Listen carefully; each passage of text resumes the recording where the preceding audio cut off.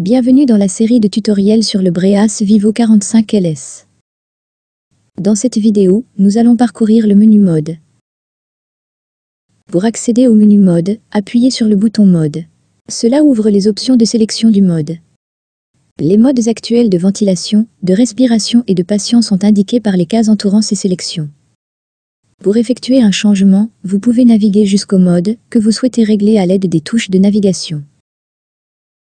Utilisez les boutons haut et bas pour mettre en surbrillance une sélection, puis utilisez les boutons gauche et droite pour la modifier.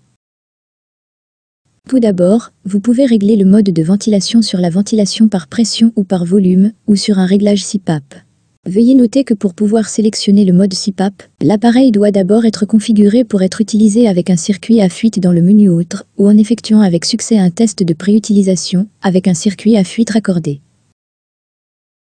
Une fois que vous avez sélectionné un mode de ventilation, vous devez ensuite définir un mode respiratoire correspondant.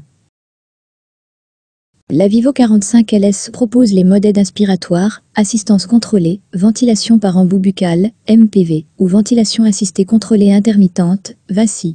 Veuillez noter que le mode respiratoire d'assistance ne peut être utilisé qu'avec la ventilation par pression. L'option aide inspiratoire apparaîtra en gris si vous utilisez la ventilation par volume. Enfin, l'utilisateur peut sélectionner le mode patient en choisissant entre le mode adulte et le mode pédiatrique. La sélection que vous faites ici n'est pas basée sur l'âge du patient, mais plutôt sur les plages de réglage auxquelles vous souhaitez avoir accès. Veuillez noter que lorsque le ventilateur est en marche, vous ne pourrez pas modifier le mode patient.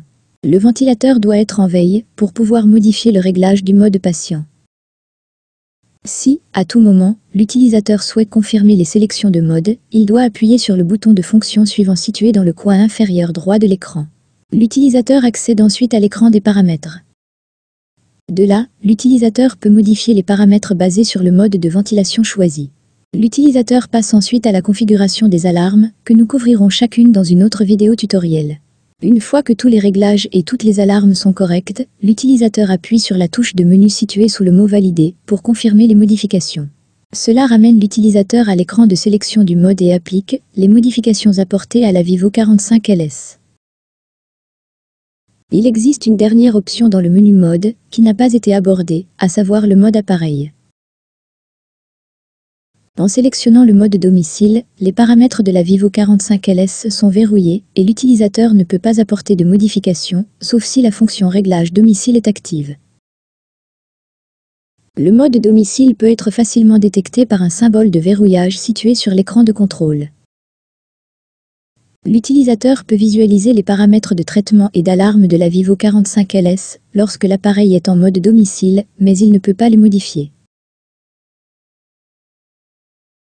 Pour déverrouiller la Vivo 45LS du mode domicile et repasser en mode clinique, l'utilisateur doit appuyer simultanément sur les boutons de navigation gauche et droit et les maintenir enfoncés jusqu'à ce que la barre de progression qui s'affiche soit remplie. Une fois cette opération terminée, l'utilisateur pourra à nouveau ajuster les paramètres. En appuyant à nouveau simultanément sur les touches gauche et droite et en les maintenant enfoncés, l'utilisateur peut faire revenir le Vivo 45LS en mode domicile. Ceci conclut le tutoriel sur le mode de fonctionnement de la Vivo 45LS de Breas. Pour plus de tutoriels sur la Vivo 45LS, veuillez consulter le site web éducation par breas.com. Merci de votre attention.